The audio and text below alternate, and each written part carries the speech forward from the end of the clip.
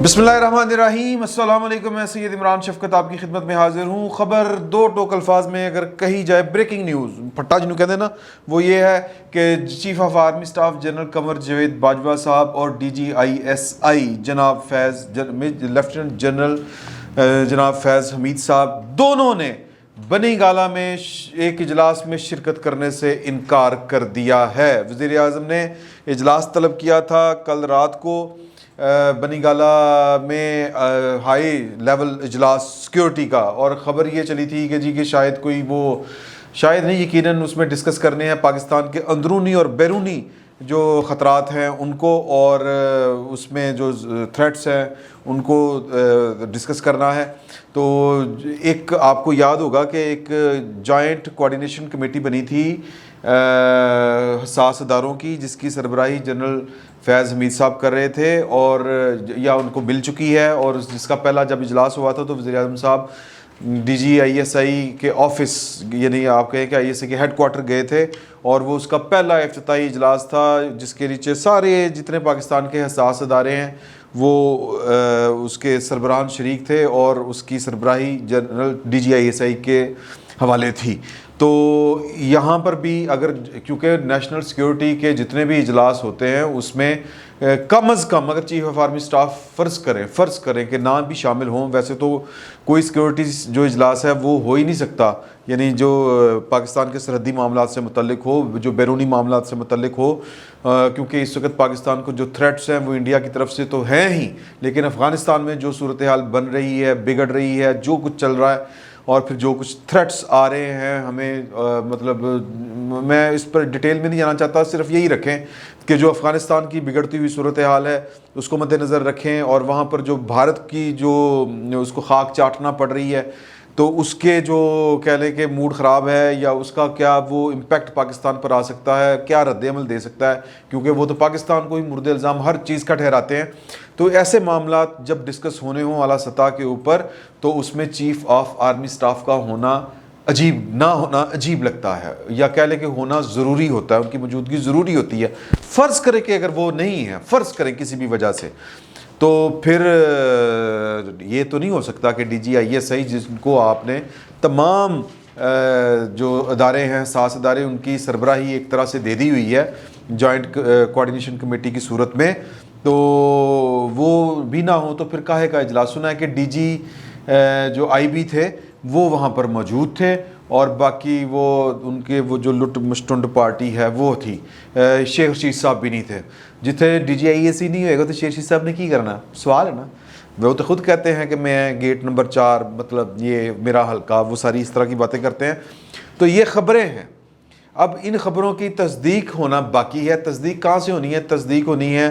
अपना, या आप, मैं अगर बहुत जिसको आप कहते हैं मोहतात अंदाज में कहूँ तो इस वक्त ये ख़बरें सीना गज़ट इस्लामाबाद में फैली हुई हैं, लाहौर तक फैल चुकी हैं, और लोग जो है वो क्या भांत भांत की बोली बोल रहे हैं कि यार के एक ही गल हुई, मतलब कि वज़ीर आज़म ने बुलाया तो वो गए क्यों नहीं। इसकी लॉजिकल रीज़न जो लोग दे रहे हैं वो ये है कि चूँकि जो बनी गाला है वो वज़ीर आज़म का कैंप ऑफिस डिक्लेयर नहीं है, या उसका उनकी ऑफिशियल रिहाइशगाह नहीं है। ऑफिशियल रिहाइशगाह जो वज़ीर आज़म हाउस की होती है वही होती है, उसके अलावा वज़ीर आज़म, या तो फिर आप कैंप ऑफिस डिक्लेयर करें वज़ीर आज़म का बनी गाला में, जिस तरह, क्योंकि इमरान खान सब तनकीद किया करते थे, कहते हैं लोग कि जी वो नहीं किया हुआ उन्होंने,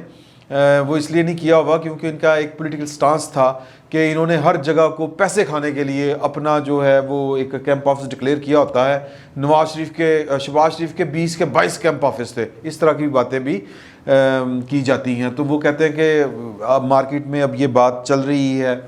कि जी कि शायद वो इस वजह से उन्होंने डिक्लेयर नहीं किया था कि यार ये खुद वही काम करते, हालांकि सारे काम वही किए हुए उन्होंने। तो अभी तक 2 जगह से तस्दीक हो सकती थी, एक वज़ीर आज़म हाउस से कि जी के इजलास हुआ और फ़लाँ बंदा शरीक था, तो वो इस तरह की कोई वहाँ से ख़बर जारी नहीं हुई। दूसरी ये DGISPR से की तरफ से कि जो ख़बर जारी हो सकती थी कि जी के एक इजलास में उन्होंने शिरकत की है वज़ीर आज़म के बनी गाला वाले घर में। अच्छा, अब इसको जो है वो लेके अब बातें बहुत बढ़ा चढ़ा के पेश की जा रही हैं, समझी जा रही हैं, क्योंकि इसके सियासी جو ہیں وہ کیا اس کو کہیں گے آپ ترجمے ہو رہے ہیں اور اس کے سیاسی مضمرات اپنی جگہ پہ ہیں، اس کے امپیکٹس جن کو کہہ لیں وہ ہیں، اور لوگ جو ہیں وہ پھر ان پر باتیں کر رہے ہیں. مثال کے طور پر کہ جی کہ وزیر اعظم کو بالکل جو کہتے ہیں نا تھرو دا بک جواب ہے، یعنی جس کو قانون اور ضابطے کے مطابق ہے کہ جی آپ نے اجلاس کرنا ہے، مطلب ڈسپلن فورس ہے، انکار نہیں کر سکتی، وزیر اعظم کو انکار کیا نہیں جا سکتا، لیکن اس کے لیے ضروری ہے کہ وزیر اعظم نے اجلاس وزیر اعظم ہاؤس بلایا ہو نا جی. مطلب وزیر اعظم جو ہے وہ مطلب بادشاہ سلامت تو ہے نہیں کہ جہاں پر بادشاہ کھڑے ہو گئے لائن وہیں سے شروع ہوگی، جہاں پر بادشاہ بیٹھ گئے دربار وہیں لگے گا. یہ اس کے لیے چونکہ پاکستان میں دستور جھوٹا سچا، نیم جان سا نیم مردہ سا جو بھی آپ کہہ لیں وہ موجود ہے، اور چاروں ناچار اس پر کسی نہ کسی طریقے سے عمل کرنا پڑتا ہے. تو پاکستان کا دستور قانون، اس کی رولز آف بزنس جن کو کہتے ہیں، وہ اس کی اجازت نہیں دیتے کہ وزیر اعظم ہاؤس جو ہے وہ کسی غیر سرکاری جگہ پر ایک ہائی آفیشیل سیکیورٹی کا، پاکستان ویسے ہی سیکیورٹی کیا کہتے ہیں اسٹیٹ ہے، اور ہمیں تو ویسے ہی بڑے تھریٹ ہیں، افغانستان ہو، امریکہ ہو، چین سے ہمارے معاملات اور طرح کے ہو رہے ہیں، بھارت ہمارا ازلی دشمن. تو یہ نہیں ہو سکتا کہ آپ ایک ایسی جگہ پر نیشنل لیول کا، ہائی سیکیورٹی لیول کا ہائی فائی اجلاس کسی ایسی غیر سرکاری جگہ پہ کریں کہ جو آپ نے پاک صاف نہ کی ہو. پاک صاف سے مراد ہے گیجٹ سے پاک، کہ کوئی جاسوسی کے حالات نہ لگے ہوں وہاں پر، کوئی سیٹلائٹ جو ہے وہ کوئی دشمن جو ہے اس نے بگنگ کا سسٹم نہ لگا لیا ہو کہ ادھر جو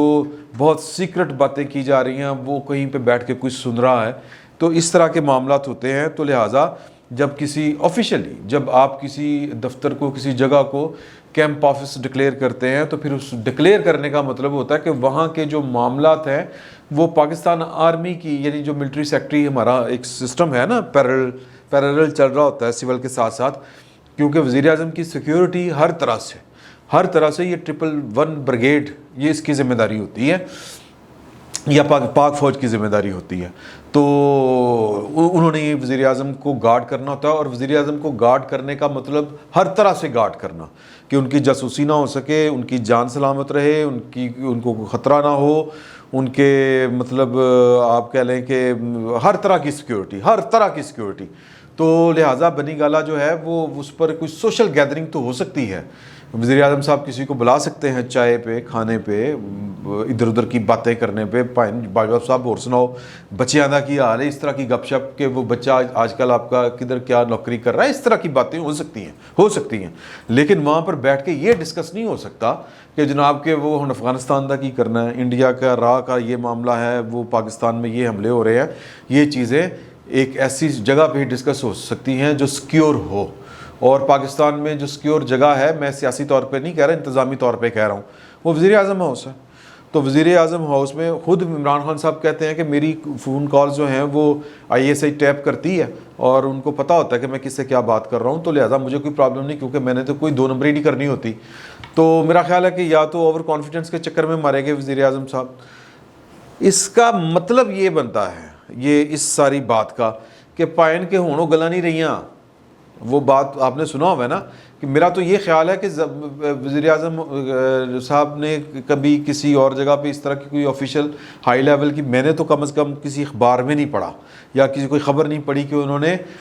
اسٹیٹ کی سیکیورٹی سے متعلقہ، یعنی ریاست پاکستان کی سیکیورٹی سے متعلقہ کوئی میٹنگ اس سے پہلے بنی گالہ وغیرہ میں طلب کی ہو سکتی ہے ایسی رہائش گاہ پر جو سرکاری ہو، جس طرح گورنر ہاؤس لاہور ہے، جس طرح 90 شارہ لاہور ہے، کراچی کا گورنر ہاؤس ہے، کراچی کا CM ہاؤس ہے، اگر وزیر اعظم صاحب وہاں پہ جاتے ہیں، کیونکہ وہ پورے پاکستان کے وزیر اعظم ہیں. یہ نہیں ہو سکتا کہ بنے چھولیاں دے کول کھلے جگہ دل کرن ڈیا وزیر اعظم دا، تو وہاں پہ جا کے وہ کہیں کہ باجوہ صاحب آ جاؤ، تو فیض میر صاحب ذرا میں نے بات کرنی ہے کہ امریکہ کا ہم نے کیا کرنا ہے. یہ نہیں ہو سکتا. تو یہ بے تکلفی جو ہے، یہ وزیر اعظم صاحب کو، اگر یہ خبر درست ہے، 100 درست ہے، کیونکہ ابھی تک تو یہ خبر جو ہے وہ اتنے زور سے چل رہی ہے کہ کسی طرف سے بھی اس کی جو ہے وہ تردیدی کوئی بات، زبانی کلامی بھی نہیں آ رہی. تو لیکن آفیشلی ایک ہوتی ہے جس کو آپ کہیں کہ مطلب باضابطہ طور پر اس کی نہ تصدیق ہے نہ تردید ہے. بہرحال یہ خبر ضرور چلی تھی کہ اجلاس بلایا گیا تھا ہائی لیول کا، اور آئی بی کے وہاں پر بیٹھے ہیں. یہ اب ذرائع سے خبریں شروع ہوتی ہیں, لیکن باقی جو پاکستان کی سیکیورٹی سے متعلقہ جتنے پاکستان کے منصبدار ہیں, عہدیداران ہیں, وہ نہیں گئے وہاں پہ. تو اس کا مطلب یہ ہے کہ انہوں نے ایک بات آپ کو بتا دی کہ یہ بے تکلفانہ جو طرز عمل ہے یہ کوئی مناسب چیز نہیں ہے, اور اس سے کوئی مناسب میسج نہیں جاتا, کیونکہ جو پاکستان کی اپوزیشن جماعتیں ہیں ان کو یہی گلا ہے کہ یہ کوئی ڈیزائن تھا, یہ کوئی منصوبہ تھا, عمران خان کو لانا تھا, نواز شریف کو ہٹانا تھا, زرداری سے کیا پرابلم تھی, دونوں پارٹیاں کیوں بری لگتی ہیں, ایک نئی پارٹی کو انڈیو فیور کیوں دی گئی, اور پھر 10 سال کا منصوبہ کیا ہے. تو بہت باتیں ہو چکی. تو اس لیے اور پھر میں نے پچھلے بھی ویلاگ میں آپ سے کہا تھا کہ شاید وہ جو بیان تھا DGISPR کا ایک دور میں آیا تھا کہ جب اپوزیشن کی طرف سے یہ بڑے زور و شور سے باتیں ہونا شروع ہو گئی تھی کہ جی کہ یہی سارے الزامات گنوائے جاتے تھے, نام لے لے کے گنوائے جاتے تھے, تب DGISPR نے آن دا بہاف آف پاکستان آرمی کے چیف کے